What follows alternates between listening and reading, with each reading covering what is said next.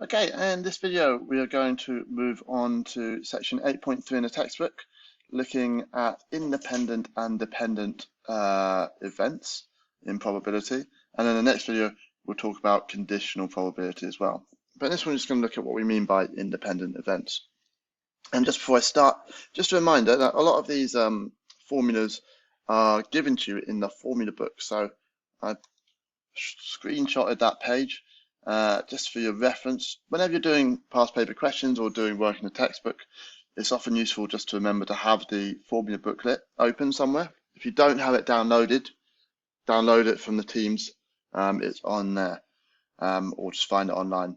But again, so you've got all these independence events. Here we go. You've got that. You've got conditional probability, which is what we're going to be looking at in the next video.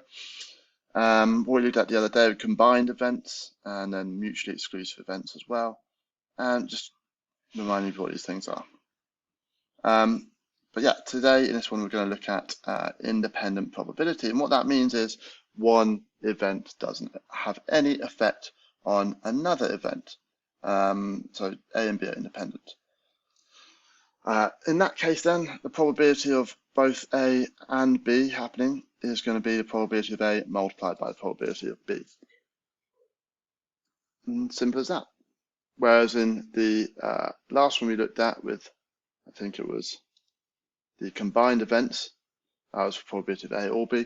Yeah, it was a little bit different. But in this one, the probability of both of these happening is equal to probability of A multiplied by probability of B. And if you remember probability trees from last year, we're going to use that in the example. When we follow one pathway down, we multiply those probabilities along, and that's what we're doing. So in this example, example 7 from the textbook, one bag contains 3 red balls and 2 white balls. Another bag contains 1 red ball and 4 white balls.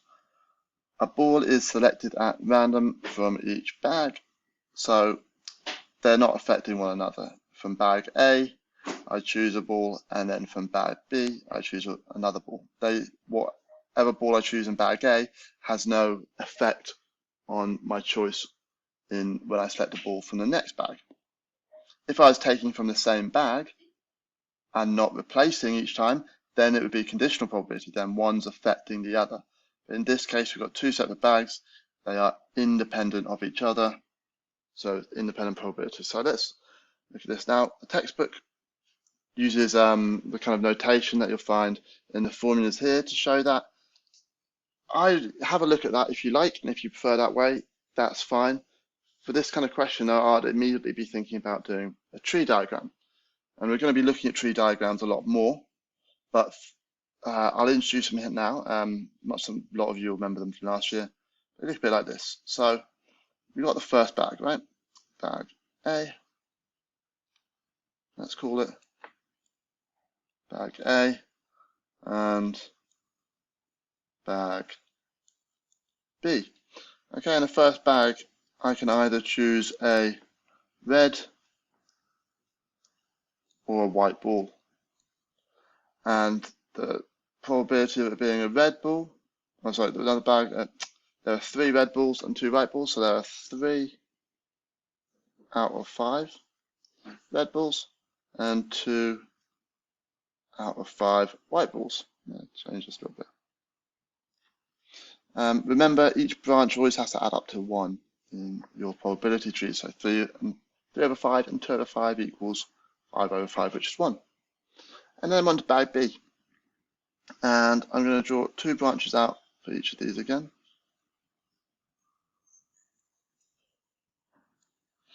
And in bag B, I could either, another bag contains 1 red ball and 4 white balls. So the chance of me getting a red ball is 1 out of 5, 4 out of 5 for a white ball. Same here, 1 out of 5, and 4 out of 5 for a white ball. Now, the reason I like to do it like this is because then straight away for all these questions, you'll notice I haven't asked me to draw a tree diagram for that, but this is going to help me answer all of the questions nicely. So, what's the probability that both balls are red? Okay, well, when are both balls going to be red? That's going to be if I go down this path. A red ball and a red ball. So in the bag A, it's 3/5. And because I'm going down this path, I'm going to multiply it by 1/5. So the probability of them both being red is going to be 3 out of 25. Now, no other ways that I go along this pathway can I get two red balls. Here it's a red and a white, here it's white and red, and here it's white and white. So this is the only one we're looking at. For the next one then, B, what's the probability that the balls are different colours? Okay, so that's going to be either this one here, a red and white, which is 3/5 multiplied by 4/5. That's 12 25ths.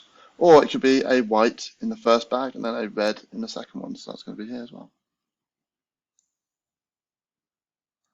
2/5 times 1/5, which is going to be 2 25ths. And it's not this one because that's white and white, and it's not this pathway, which is red and red. And the last one is going to ask me at least one ball is white. And we could do this in two different ways. So first of all, we could say, okay, well, how many pathways is one going to be white? So here, red and red, so we don't want this one. Here we've got a red and a white, so we do want this one. Here we've got a white and a red, so at least one ball is white there. And here we've got white and white, so again, we can use that pathway. So this one is 2/5 times 4/5, which is 8 25ths. So the probability that at least one white ball is white is going to be all of these added together, which is they've all got the same denominator. So 12 plus 2 plus 8 is going to be 22 out of 25. And that's going to be your answer.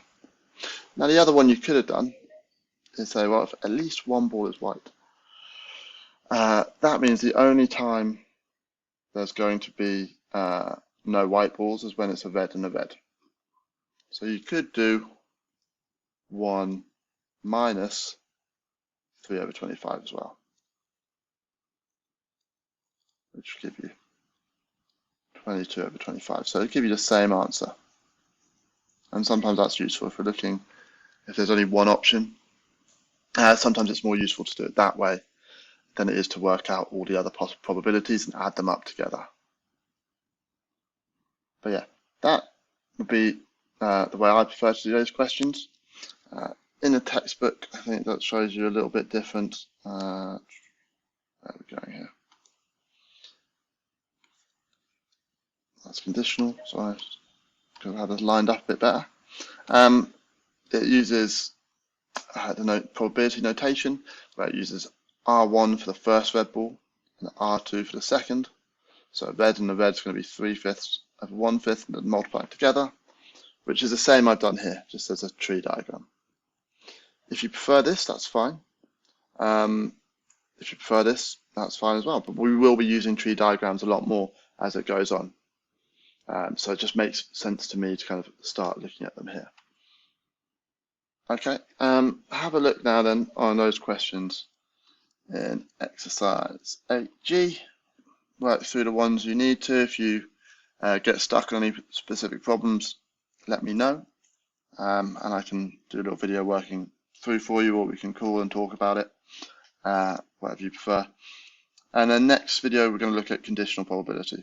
So once you've done that, you can start having a look at the investigation, go through that, and then I'll do the example for conditional probability, and we'll look at some questions on that. And then next week, we will start looking at some exam questions on this, I think. Right, enjoy.